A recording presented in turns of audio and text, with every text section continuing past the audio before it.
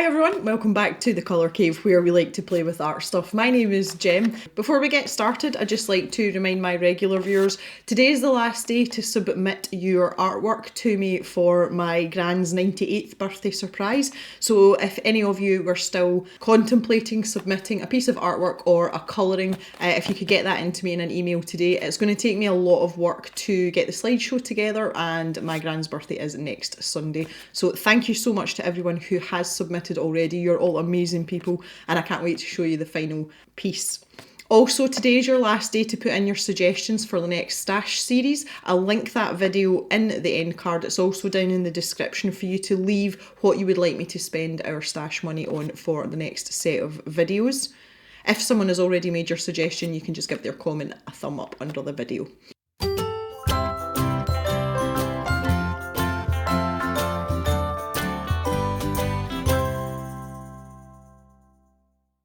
Scrawlrbox is the UK's only monthly art subscription box, so when you subscribe they send you arty goodies every month. There are a few usual suspects in every box. We get a Scrawler zine, which is basically a mini magazine that tells you about the supplies and some other bits and pieces. We usually get a sticker, a list of the supplies, a suite as well, some sort of drawing surface or media surface as well. So let's see what we have in store this month. So here is our Scrawler zine, and this looks like paint texture, so that gives us a clue. We will look at the magazine last though, because we don't want to spoil the surprise. We also have a featured artist every month as well, and here is the artwork. Oh, I like this square format. So we've got a little bit of an abstract pattern here. And our featured artist is Julien Reynaud, is a 33-year-old artist painter originally from Marseille in France. So you can see there are links to their social media down here as well, so that you can go and check out more of their artwork if you enjoy this kind of thing. I'm enjoying the rich blues, this is nice. So we have our drawing surface or our painting surface, and it is Daler Rowney System 3 acrylic paper heavyweight, so it's acrylic paints we've got. I quite like some of the Daler Rowney papers and others I'm not so keen on. So in terms of acrylic paper though, I have been using the Winsor & Newton one, so this will be nice to try out. And it has got a lovely texture on it. I normally can't show you very well, but if I tip it in the light, maybe you can see it there. There's like, it's almost like a traditional canvas kind of texture to it. And it is very thick, which is expected. So it is 360 GSM, so that's thick paper. And we've got 6 sheets of it. It's acid free as well. Yeah, it looks relatively substantial. It does have a list of things that you can use on it, but obviously acrylic paint would be the way forward. So we will test that out in a little bit. Okay, so we have 2 stickers this month. Last month the stickers weren't ready in time for the boxes being shipped, so this is January's sticker and also February's sticker as well. So that's kind of cute and kind of cool that they did that. This is popping candy and it is blue raspberry flavour. This is so much fun, and if you put this in your mouth, my dogs get really confused. They don't understand what's going on. It's quite funny. So we'll maybe give ourselves some entertainment with that later. So we've got our list of supplies, which I'm going to keep tucked to the side just now. First things first, we have a paintbrush. It is a Pro Art Scrawlrbox size 6. So judging by the name, I would think that this is a school grade paintbrush or a student grade paintbrush maybe. And yeah, it's I actually quite like the Pro Art brushes. I've got quite a few of them myself, but not acrylic brushes. It's always watercolour brushes. So I'll be interested to test this out. And it is, as expected, synthetic bristles of some description. A number 6 round is quite a common size to use for, you know, A5 artworks. It seems to be quite comfortable for most people. I prefer an 8. As long as it's got a good point on it, because basically if you've got a brush that's got a really good point on it, you're still going to be able to get the detail, but you've got enough thickness in the bristles to cover larger areas as well if you want to. Oh, we've had one of these before as well. These magic pencils, if I just show you the core, it's basically lots of colours smooshed together, so when you draw a line with it you get like a weird mix of colours. I find these a little bit gimmicky, but they're good fun and I like them because they're really chunky pencils and chunky's fun. So this looks like red, blue and white. So again we can test that out. Oh, what is this? A Daler Rowney acrylic paint marker in black. Oh, okay. Let's have a look at it. Oh, it's quite chunky. Acrylic paint marker. Shake several times. Press tip down until paint flows. Recap tightly after use. So it gives you some instructions there. It doesn't say an awful lot else about it on the actual marker. It does feel really nice though. It's got a really nice barrel. And it is kind of like a bullet tip effort. So let's see what it says on the packaging. Water-based colour, can be used on many surfaces including paper, fabric, wood, ceramic, plastic, glass and more. So a bit like a Posca pen then. I thought it might tell us what size the nib was, but they've neglected to tell us that. So maybe we'll find that out in the description of all the supplies. Now I've seen these before as well. I think we had these in an up crate. So this is the Abstract Matte Cinelli paint. And I really liked it. I think it was the heavy body stuff we had last time. So this is soft body. So it's basically, it doesn't hold its shape as well. The analogy I use is that heavy body acrylic is like when you whip egg whites and they peak in the bowl, you know, the peaks stand up themselves. So soft body's more watery basically. So you would get less texture sitting on your canvas than you would with the heavy body. So this will be nice to try out. And again, we've got red, white and blue to match the pencil, so there's a theme here. And this is cadmium red, deep hue, indigo blue. And you can just see the colour in the bottom there, and that does look quite dark. Ooh, I do like a good indigo. And white as well, which is nice. I always really enjoy it when they give us white because it lets you do so much more with your other paints. So we've got 3 pouches of that. There's 40ml in each pouch as well. I don't think there's anything else particularly exciting to say. Highly pigmented, ultra strong and see-through container. Okay, yeah, well we know. Okay, so we can give those a squish as well. So that's quite an interesting set of supplies we've got there. Let's have a look at the list and see if we can learn anything new that we don't know already. So the soft body acrylic, high quality fine acrylic paint packaged in a flexible pouch. Yeah, we know that. The airtight pouches can be firmly resealed with the nozzle, which means paint stays wet and workable so that nothing goes to waste. Pigmented soft body acrylics come in a unique pouch that's not only economical but doubles as a painting tool. You can squeeze paint directly onto canvas, paper and any other suitable surface. The paint offers great coverage and luminous transparency, ultra matte soft body colours of a fluid consistency for maximum coverage, super opaque with a velvety elastic finish. The recommended retail price for these is £3.20 each. The Simply acrylic paint marker. It's from the Daler Rowney Simply range, so I don't know whether that's a basic range. I've never experienced any of the other Daler Rowney Simply products, so I don't really know what that consists of. Maybe we'll look it up. This water-based and fast-drying acrylic paint marker is permanent, streak-free and perfect pairing for the Cinelli Abstract Matte Soft Body Acrylic paints. Whew. The paint in this pen is highly pigmented and bold, making it great for all of your creative projects. They are very versatile and can be used on a wide variety of surfaces. We've talked about that already. The bullet nib makes for excellent precision in your artwork. Okay, so they still don't tell us what size the nib is. Okay. The Hardmouth Magic Pencil. Okay, it's not really a magic pencil, but pretty close. This pencil allows you to create the most colourful and unique artwork and sketches. With every turn of the wrist and flick of the pencil, the unique mosaic lead features brilliant swirls of braided colours, which result in mind-blowing and richly coloured special effects. Impossible to control, but extremely fun to play with. Yeah, okay. Okay, the paintbrush, I was quite interested in this. Stiff and durable synthetic hair, which makes it ideally suited for acrylic painting. The hair is firm enough to handle paint straight from the pouch and also has excellent colour holding and pointing capabilities. The paper.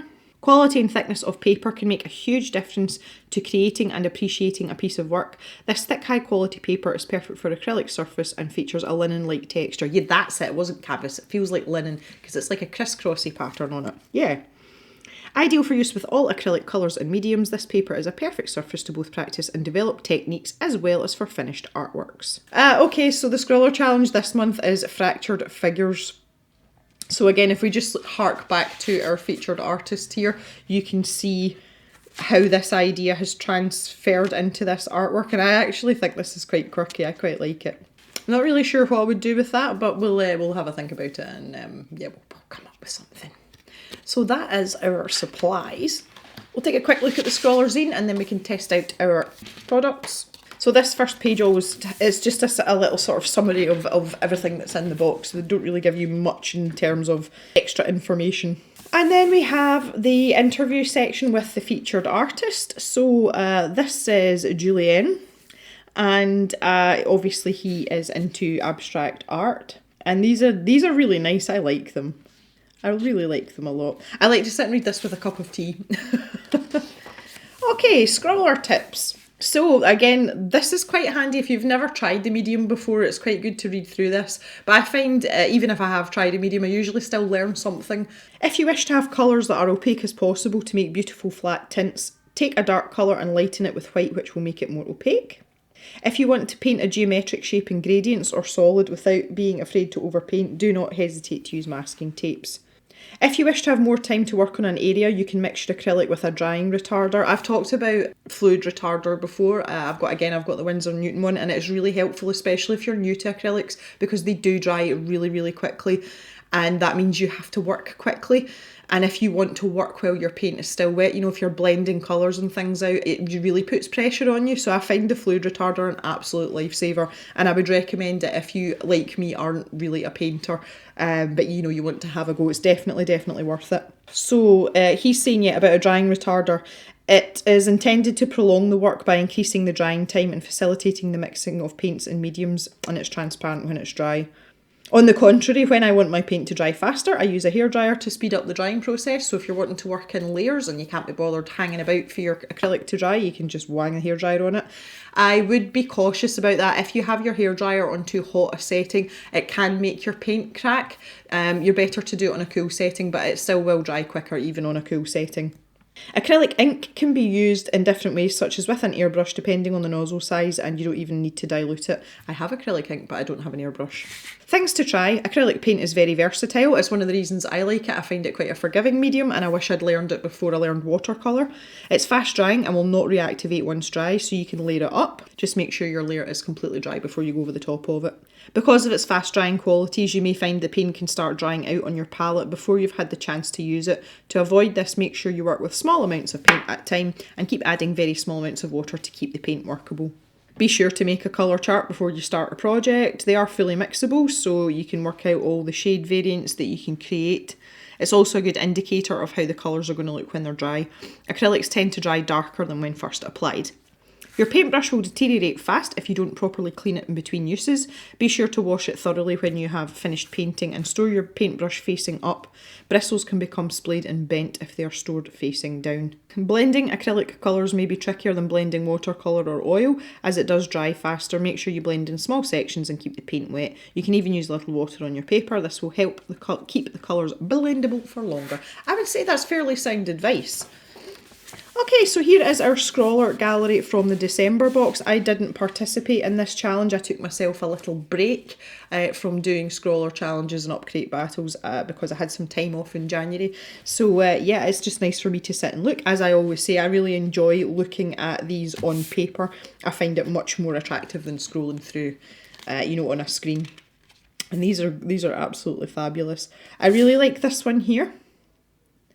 And I really like this one here too. Okay, so we're talking about Cubist influence. This is obviously, again, sort of leaning into what the artist likes to do. We talk a bit about Picasso, obviously. There's Cubism, Neo-Cubism, that kind of thing. So if you want to get clued up on your art history, have a read through that. And the Scrawler update, they're talking about Brexit. And this is probably reasoning for their boxes being late and all the rest of it. So yeah, they're basically saying they don't know what's going on. And the January sticker, they'll talk about that too. Okay, that is your Scrawler zine. Well, that's quite entertaining. This is quite a nice little box, actually. I'm quite taken with this. I like the supplies. I like the fact that they haven't given us an HP pencil for a change, or a 2B, or, you know, normally I'm like, and the pencil, it's a pencil. So I'm kind of glad that's not in it, although this is a substitute. It's feeling kind of weird, but okay. It might make things more interesting. And also as well, I'm excited about the paper too. When I'm working with acrylic, I do prefer a plastic palette. When I'm working with watercolour, I prefer a ceramic palette. So this is just a cheap little flower palette. You can pick these up for a couple of pounds on eBay or Amazon or whatever. And I've got me two little cups of water as well, just to clean my brush in between colours so that we can test everything out. So let's have a go and see what happens. I'm really looking forward to this today. This month it is Upcrate's turn to have the challenge in with the unboxing video. I alternate month on month, and it's really just for me because when I do the challenges straight after unboxing, for me personally, I don't get the same joy out of it as I would get when I've got time to sit and think about it and then do it in a bit more of a relaxed environment.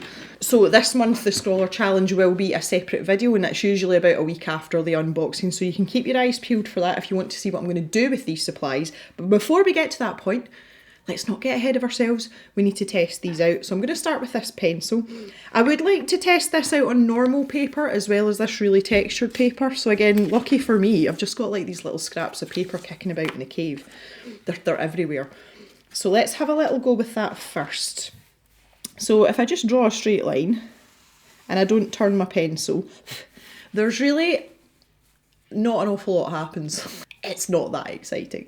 If I draw a line and I start to twist my pencil as I go, then all sorts of crazy stuff starts happening. So you can see there, that's obviously where a bit of the white goes. And the more you move the pencil about, the more interesting it becomes. So if you, let's draw a box, how very original, Gem. If you start to shade in, then all sorts of things are going to happen. Obviously at some point the blue and red are going to mix as well, but this is weird because it's got white in it and it just makes it look as if you haven't coloured anything in. Oh, there's a bit of the blue coming out now. It's actually more purpley than blue. And then if we twist the pencil slightly, you can see, so it's very unpredictable. And to be honest, as someone who uses pencil a lot, I've never really found a use for these pencils. But there you go, I'm colouring on that side and nothing's happening because it's white. So I think white was maybe not a good choice for them to include in the core of this pencil. I don't know what I'm going to do with that, I really don't. But yeah, I suppose if you're into that sort of thing. So it's the fact that you can't control, especially with the white, that's going to make it really difficult, even to use it for shading. Like, what's that going to do? It's not, I don't know anymore. Yeah. Well, see now, that's fine. See if you could get a blue, oh, there we go, look. Oh, blue edge down there. Actually managed some blend. Oh, no. This was just all going to hell now. Okay, so that's the pencil. Let's see what happens when we put it on this paper. Oh wow, I think I'm going to regret this. Oh, that's horrible. Feels horrible. The paper is so textured. Oh no, look.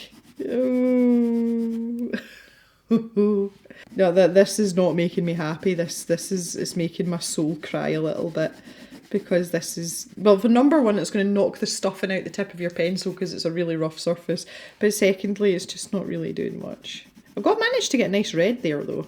But I always think they look so muddy because they all mix together. This is kind of like making magic effects. So, ooh, what happens if we press really hard? Oh wow. Interesting. Or maybe use it for some interesting line work. It's not so good on this paper. Not so good. I didn't think any pencil would be, to be fair. Right, let's give a go with this marker. Okay, it does have a ball bearing in it, which means we should probably shake it a lot. Oh boy, and then we have to press down. Oh, that's coming down really quickly. Literally press that twice and you can see that the paint's starting to come down already. This is a good sign. And we're off. Oh, that feels nice. It feels good. Again, let's see how we go on this paper. Oh yeah. Oh, this is nice. Jim likes this. Now I'm interested to see how it dries as well, but the paint flow seems to be really good. It is quite wet looking, but it's not flooding the paper, and depending on which way you press, you can get a bit of line width variation, but not much. And this is the thing with these rounded tips, but it gives you a pretty solid marker. This feels really nice quality, and if this is supposed to be like a basic art line, these are brilliant. I like this a lot.